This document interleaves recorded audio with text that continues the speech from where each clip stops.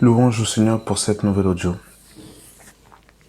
Que le Seigneur nous conscientise, bien-aimés dans le Seigneur, que nous sommes poussière, que nous sommes des hommes fragiles, que à chaque battement de seconde dans notre cœur, le pire peut arriver.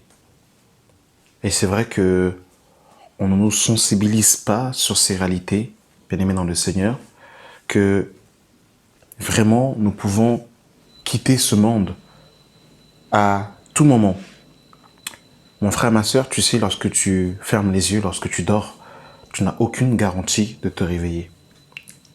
Ce n'est ni ta beauté, ni ton bagage intellectuel, ni tes billets de banque, ni tes parents, ni ta femme, ni tes enfants qui peuvent te garantir le souffle de vie.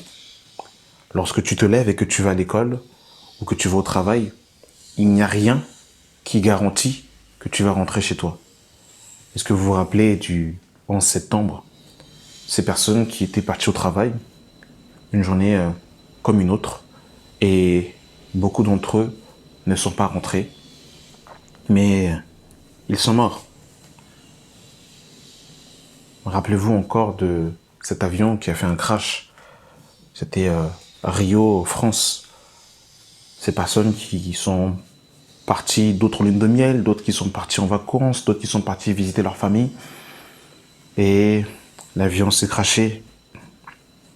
Rappelez-vous encore de ce sportif, pour ceux qui suivent un peu l'actualité, cet ancien joueur de foot camerounais qui est mort sur un terrain de foot, Marc-Vivien Foé, qui est mort d'une crise cardiaque et qui est mort en plein terrain de foot.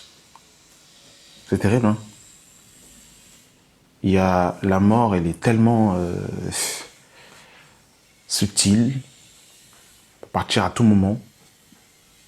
Des femmes qui ont donné naissance à des enfants et qui sont morts. Rappelez-vous de Rachel qui a donné naissance à Benjamin et qui est mort pendant l'accouchement. Nous sommes tellement fragiles. Nous pouvons partir à tout moment. Est-ce que nous sommes conscients de cela?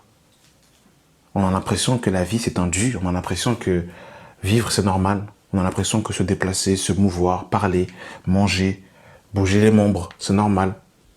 Je vous assure que non, c'est une grâce de Dieu. Le fait de se lever, le fait de parler, de pouvoir bouger ses membres, c'est une grâce de Dieu. Et il faut le remercier.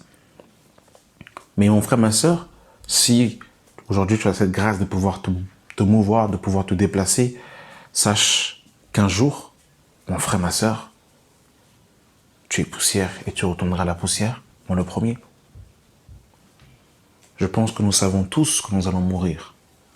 Maintenant, la question c'est comment est-ce que tu vas mourir? Est-ce que tu vas quitter ce monde en étant réconcilié avec Dieu?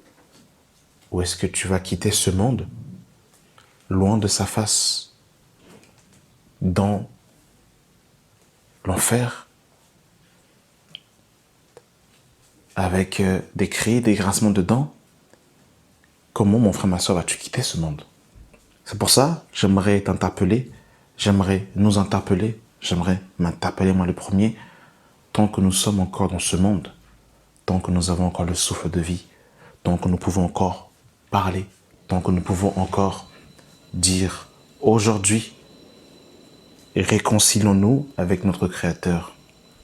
Tant que nous avons l'opportunité de pouvoir nous repentir, tant que nous avons l'opportunité de pouvoir demander pardon à Dieu, tant que nous avons l'occasion de pouvoir nous réconcilier avec nos frères et nos sœurs, n'attendons pas le lendemain.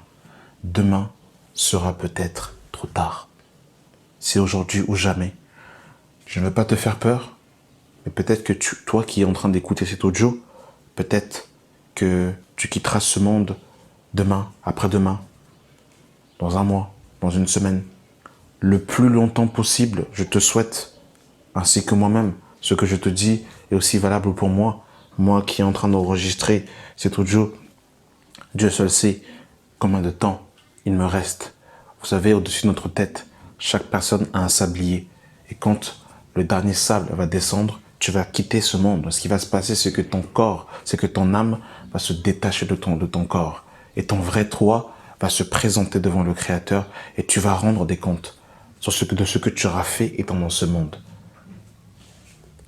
Alors là, mon frère, ma soeur, tu ne seras ni avec ta mari, ni avec ta femme, ni avec tes enfants, ni avec ton patron, ni avec ta meilleure amie. Et là, tu ne vas pas présenter au Seigneur tes diplômes théologiques. Tu ne vas pas présenter au Seigneur ta sagesse, ta philosophie. Tu vas présenter au Seigneur tes œuvres, ce que tu auras fait étant dans ton corps. C'est pour ça, mon frère, ma soeur, réfléchis. C'est maintenant qu'il faut se réconcilier avec Dieu. C'est maintenant qu'il faut accepter le Seigneur Jésus comme Seigneur et Sauveur, se faire baptiser, donner sa vie à Dieu et marcher dans la sanctification, dans la crainte de Dieu. Un jour, ça sera trop tard.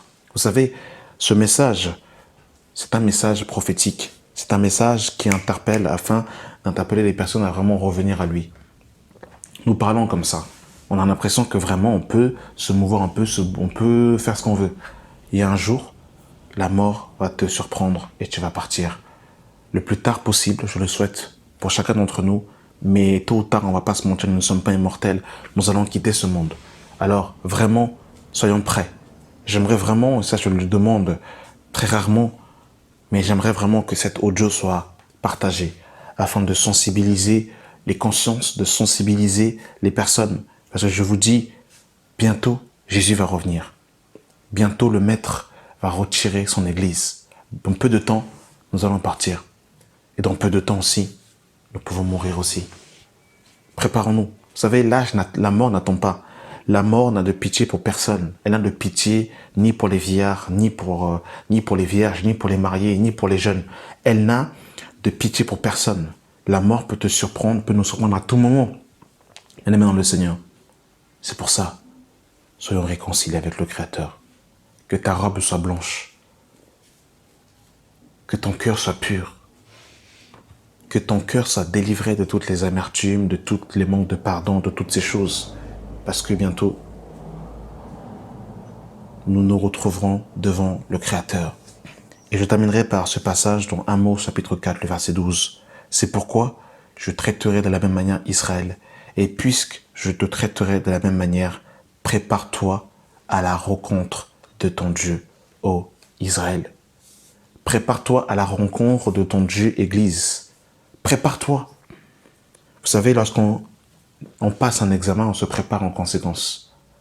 Lorsqu'on va avoir un entretien d'embauche, on se prépare en conséquence. Lorsqu'on va avoir un enfant, on se prépare en conséquence. Lorsqu'on se marie, on se prépare. Chaque événement qui nécessite, beaucoup d'engouement, nous nous préparons. Mais est-ce qu'on se prépare au rendez-vous final, à la rencontre de notre Dieu? C'était une vidéo, c'était un audio vraiment d'encouragement pour pouvoir exhorter les uns et les autres. Merci d'avoir pris le temps d'écouter cet audio et que le Saint-Esprit parle dans le cœur de chacun. Cet audio n'est pas pour mettre la peur, mais c'est pour nous sensibiliser. Parce que le monde qui nous entoure nous fait vivre dans une fiction et nous éloigne de la réalité. Parce qu'en vérité, soit tu passes l'éternité avec le Seigneur, ou soit tu passes l'éternité dans un lac de feu. Amen. La grâce et la paix soient avec vous au nom de Jésus. Amen.